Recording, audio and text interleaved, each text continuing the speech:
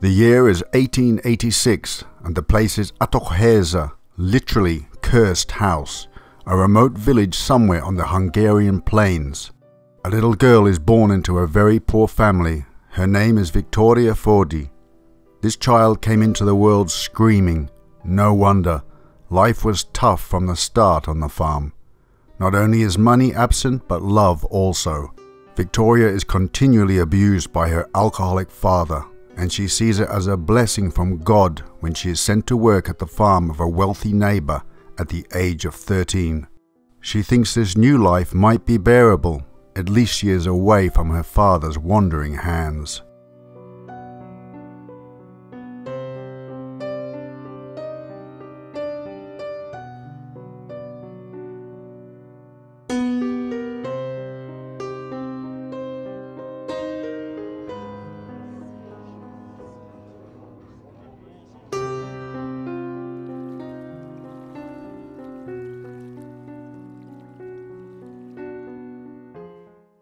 To celebrate her new life, she takes up smoking a pipe. This masculine activity gives the insecure and abused girl a newfound feeling of courage and strength, as if every pull on the pipe imbues her with manly attributes. Unfortunately, this fragile costume of manliness doesn't ward off the attentions of the farm owner, to whom she now belongs. One day, while in the barn milking the cows, a shadow darkens the doorway. Her boss is staring at her in a way that makes her feel very uneasy.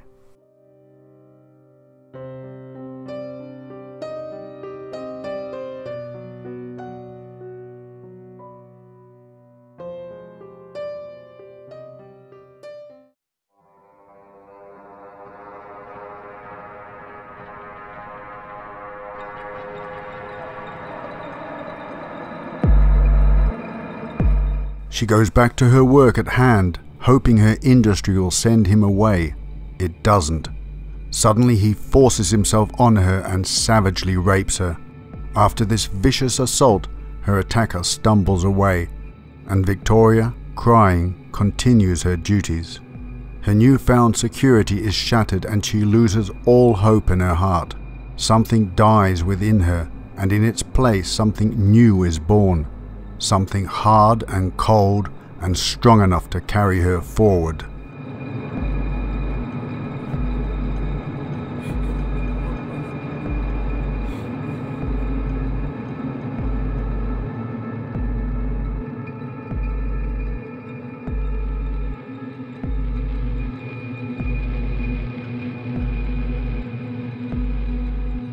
Viktória didn't think this was to be an isolated incident, and it wasn't. Every day he would enter the barn and have his way with her. She felt powerless. Her diminutive size compared to his bulk was no contest. She yielded and grew more bitter. Her hatred became her strength. One day she would turn the tables, of this she was sure. If love had died in her heart, then malice might as well triumph. She became morose and silent, her pipe and glittering hatred her only true companions. By autumn, she noticed her belly swelling.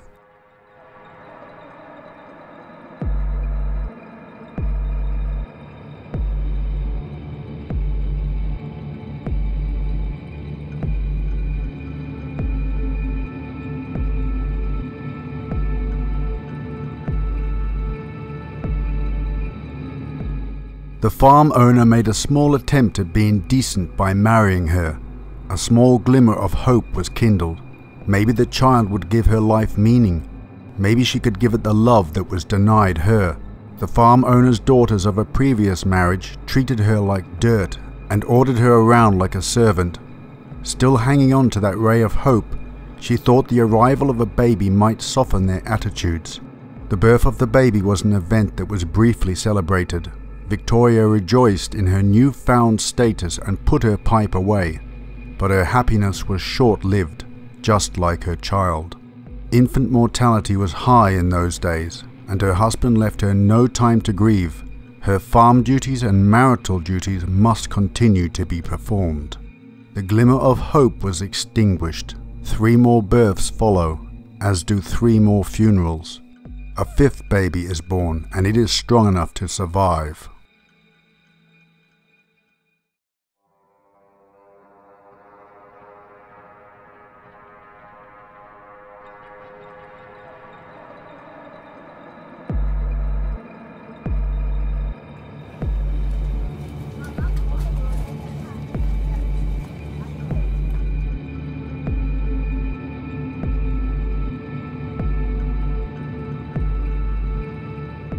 After 2 more years of coarse brutality from the farm owner and resentment from his daughters, Viktória swaddles her baby girl against the cold and leaves the farm in the dead of night to begin a new life.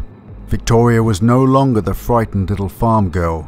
She had not only developed a strength of purpose and character, but a glandular disorder was causing her voice to deepen and her body to become muscular and sturdy like a man's.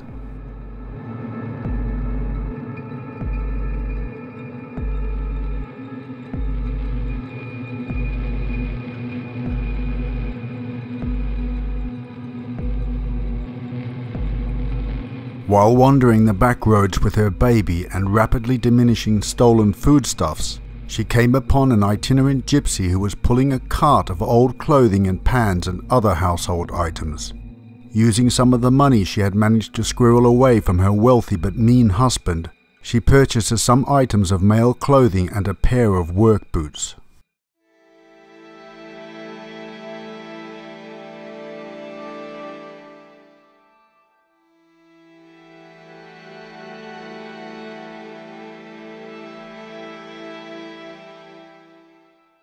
Further on down the road she rests with the baby in an abandoned crofter's cottage. After feeding her child and relaxing a little to enjoy her pipe, Viktória emerges from the cottage wearing the male attire and has cropped her hair short. Suddenly she feels very comfortable with this. She no longer feels vulnerable and begins to walk with a confident stride. She spots an inn and enters for refreshment. The labourers seated within nod in respect as she gruffly orders an ale. They are used to seeing widowers with children tramping the countryside looking for work. After some small talk, Viktória asks them if they know of any work in the area. They nod and give her directions to a large but isolated farm north of Szeged. It was a horse and cattle farm, and they'd heard from farmhands there that board and lodgings and a reasonable wage was available for a hard worker.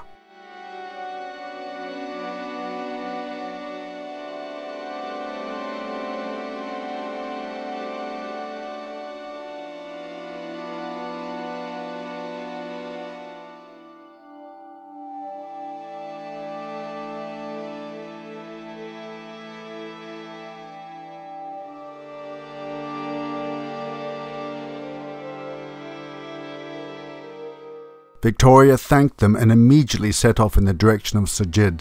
She was not shy of work and her provisions would not last much longer.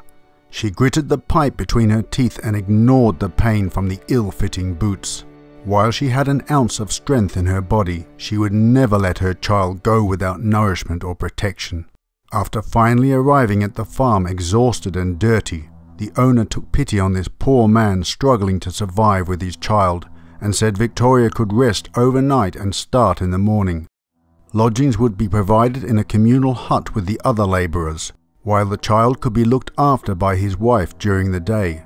Viktória was bone weary but elated at finding employment with such a kind man.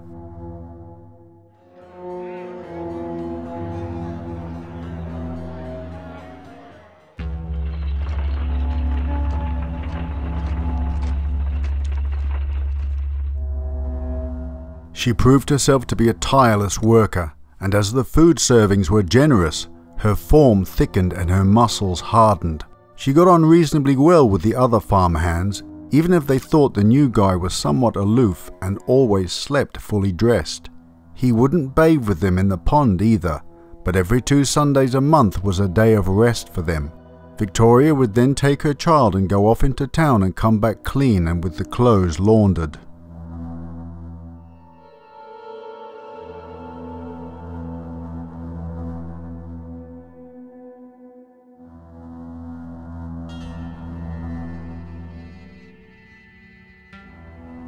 Soon Viktória started frequenting the local tavern where she preferred to sit alone and smoke her pipe in peace.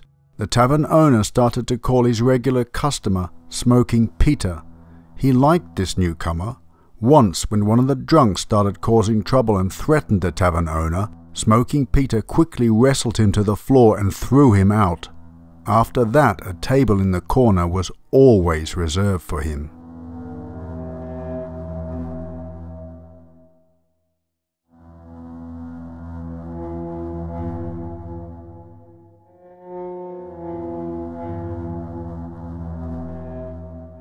It didn't go unnoticed by the fellow workers that Smoking Peter didn't like to hang around with the men while out drinking, but was often seen in the company of married women from the surrounding villages. The newcomer was starting to get a reputation of having a way with the women, and this caused some resentment and more than a little envy. But as Smoking Peter worked twice as hard as any of the other men and was always ready with his fists, they didn't dare voice their anger.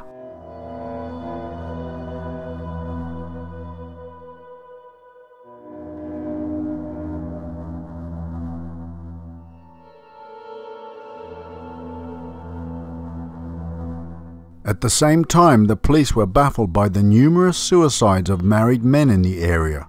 Apparently, all the wives of these men reported finding them hanging in the barn. The police had never experienced so many at one time. With growing alarm, they had a local surgeon inspect the bodies, but he could find no sign of a struggle, nor did the hands show any signs of being tied. So the death certificates were filled out and signed. Death by own hand. Suicide.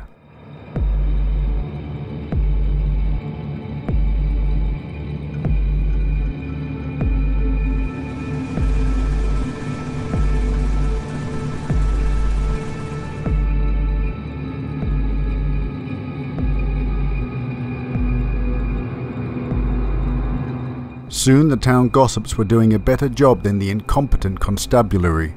Each of the women whose husbands had decided to leave their wives for good had been seen in the company of the tough-talking and heavy-drinking Smoking Peter.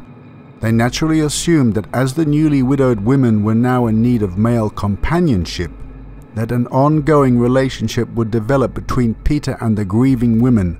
This was never the case though. Shortly after the death of a husband, the affair would suddenly cease, only for Smoking Peter to take up with another married woman.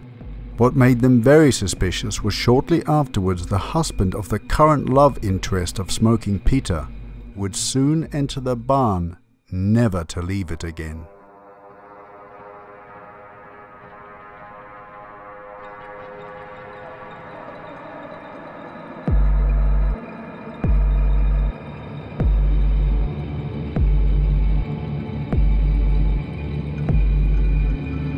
Soon many tongues were wagging, and these rumours came to the attention of one John Viktória, who had always been jealous of the attention the women were giving this pipe-smoking philanderer.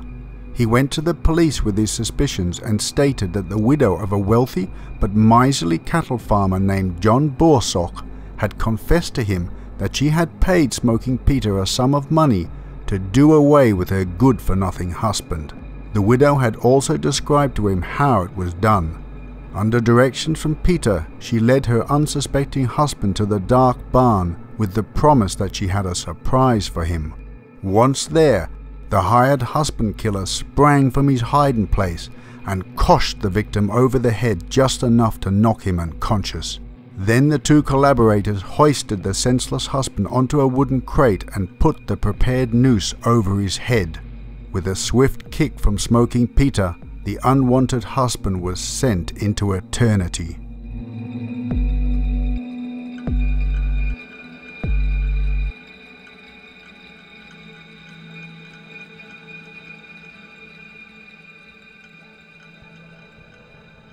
The police were still dubious at this stage and wanted to know why the widow had confided in him, and was there any other reason apart from civic duty in informing them.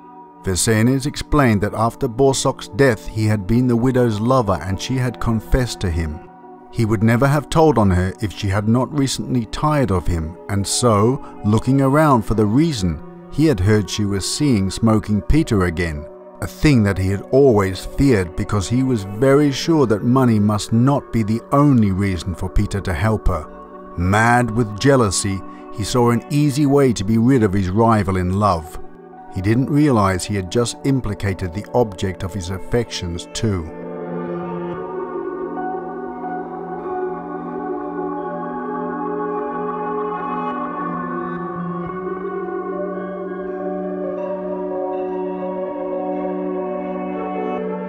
The police now decided to act quickly.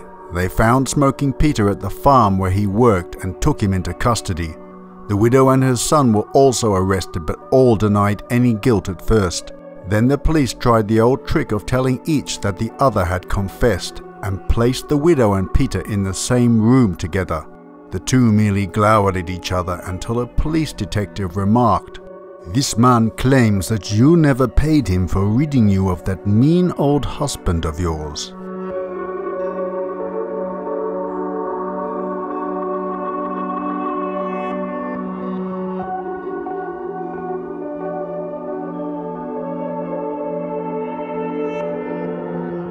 "That's a lie," answered the woman angrily. "I paid him 3,000 silver crowns for the job, and that's more than he got from anyone else." Instantly, Smoking Peter's fist made a powerful swing for the widow's jaw. The policeman who blocked it with his wrist stated that had it landed, the widow Borsok may well have been silenced forever. They handcuffed Peter, but he continued to curse the woman for her monstrous lies. "You did it for charity, did you?" sneered the widow. "Perhaps you are thinking of your dear little friend, the widow Dobak. I happen to know for a positive fact that when you hanged Anton Dobak for her, all you got was a lambskin and a little wine." "Idiot!" yelled Peter in despair. "You will hang us all!"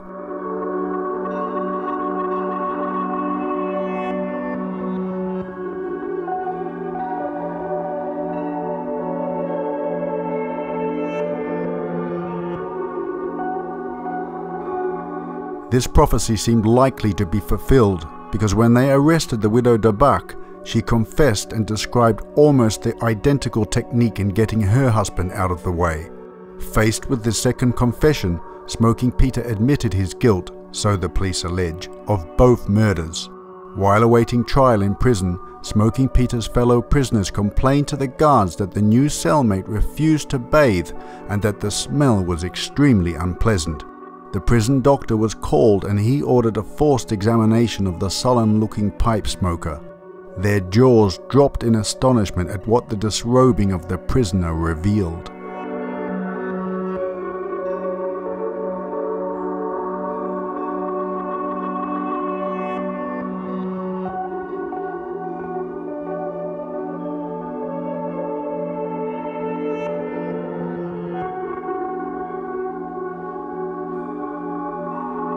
When her sex was revealed, Viktória made no attempt to conceal her identity.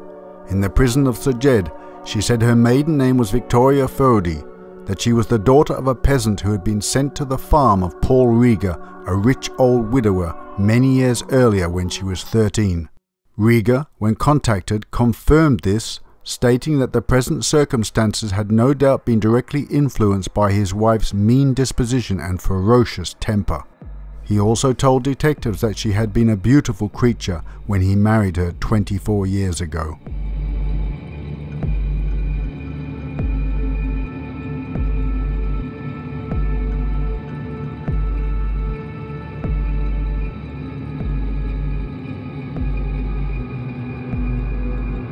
Old Riga, remembering the feminine young beauty who had run away from him, could not believe that it was his Viktória who had disguised herself for 22 years as a man, especially after he saw the coarse, masculine features of the prisoner when her pictures were printed in the papers. So he went to Szeged prison and asked to identify his former bride. As he stared through the bars at the weather-beaten rough features and toil-worn hands of this pipe-smoking murderer, he shook his head and told the jailers that the woman before him could not possibly be his little Viktória. Just at that moment, the prisoner shouted at him.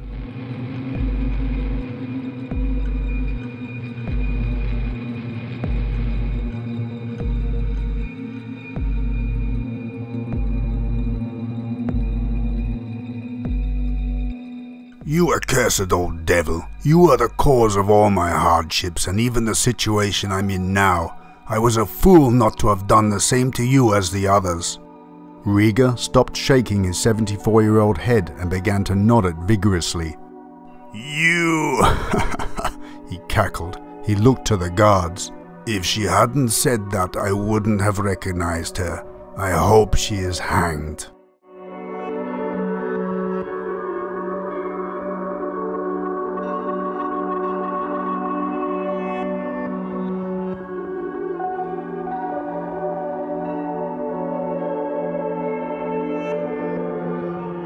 Old Rieger would apparently get his wish.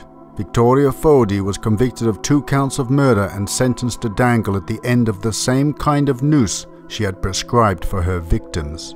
It appeared that in the Dobak case, she received 1 year's free room and board at the home of the widow and a supply of tobacco. The 2 widows were sentenced to life imprisonment. Viserys, the jealous lover, was given 15 years hard labour, and young Imre Borsok was given 2 years for not reporting the suicide as murder, knowing full well that to be the case.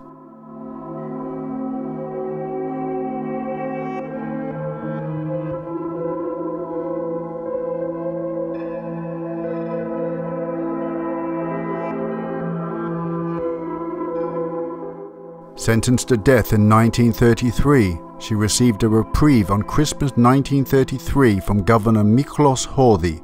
She died in prison October the 10th, 1940. Total suspected murder count 18. The Borsok murder plus 5 more with evidence and another 12 suspected.